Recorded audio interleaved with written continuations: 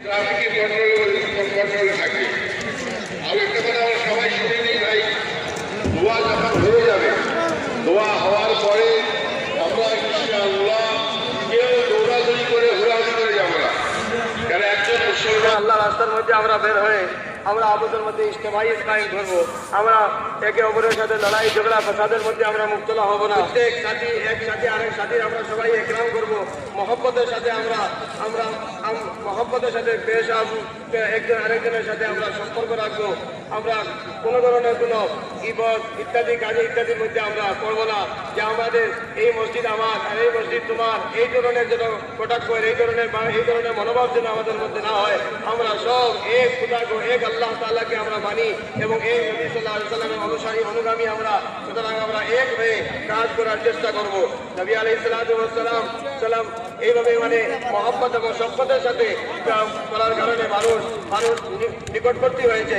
যেমন হযরত ইকরামা রাদিয়াল্লাহু তাআলা যখন আসতেছিলেন তখন আল্লাহ নবী সাল্লাল্লাহু আলাইহি ওয়াসাল্লাম বলেন, প্রত্যেক উম্মতের এক ফেরাউন হয়, আমার উম্মতের ফেরাউন আবু জেহেলের ছেলে ইকরামা আসতেছে। এখন তোমরা কেউ আবু জেহেলের ব্যাপারে কোনো চর্চা করবে না, কোনো আলোচনা করবে না, কারণ সেই আলোচনা মুর্দার কাছে যাবে না, কিন্তু জীবন্ত মানুষের দিলে কষ্ট হবে, এই জন্য তোমরা কষ্ট দিবে না। যখন ইকরামা রাদিয়াল্লাহু তাআলা যখন নবী সাল্লাল্লাহু আলাইহি ওয়াসাল্লামের পাশে আসলেন, নবী সাল্লাল্লাহু আলাইহি ওয়াসাল্লাম উঠে ওনাকে সংবর্ধনা দিলেন, মহব্বত দিলেন। সেই মহব্বত পেয়ে ইকরামা রাদিয়াল্লাহু তাআলা বললেন, ইয়া রাসূলুল্লাহ, আমি গবাহি দিচ্ছি যে আল্লাহ তাআলা কোনো মাবুদ নাই, মুহাম্মদ সাল্লাল্লাহু আলাইহি ওয়াসাল্লাম আল্লাহর রাসূলের মধ্যে আর বান্দা বলে ইসলামের মধ্যে দাখিল হয়ে গেলেন। দীক্ষিত হওয়ার পরে বললেন, ইয়া রাসূলুল্লাহ, ইন্নী মুমিনুন মুজাহিদুন মুহাজিরুন, আমি এমন এক মুমিন যে আমি মুজাহিদ এবং আমি আল্লাহর দ্বীনের জন্য এত কষ্ট স্বীকার করবো, যেভাবে আমি জাহিলিয়াতের যুগে যা করেছি তার চেয়ে আরো বেশি করবো, এত হিজরত করবো, আল্লাহ রাস্তার মধ্যে যা আগে করেছি, জান মাল লাগিয়েছি, এর চেয়ে বেশি আমি ইনশাআল্লাহ আল্লাহ রাস্তার মধ্যে লাগাবো। আল্লাহ নবী সাল্লাল্লাহু আলাইহি ওয়াসাল্লাম এইভাবে প্রত্যেক মিজাজওয়ালাদের সাথে মহব্বত পেশ করার কারণে সবাইকে ইসলামের করিব হয়েছে। এভাবে আমরা আল্লাহ রাস্তার মধ্যে বাইরে হয়ে মহব্বতকে আমরা মহব্বতের সাথে আমরা চলার চেষ্টা করবো।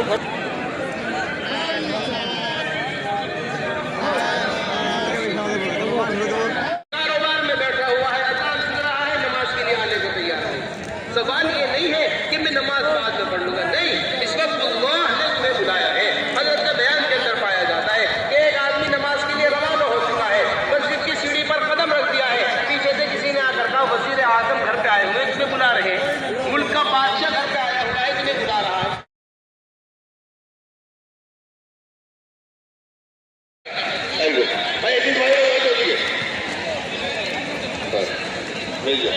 মাশাআল্লাহ, হ্যাঁ মাশাআল্লাহ মাশাআল্লাহ। সালাম করেন, সালাম করেন, সালাম করেন।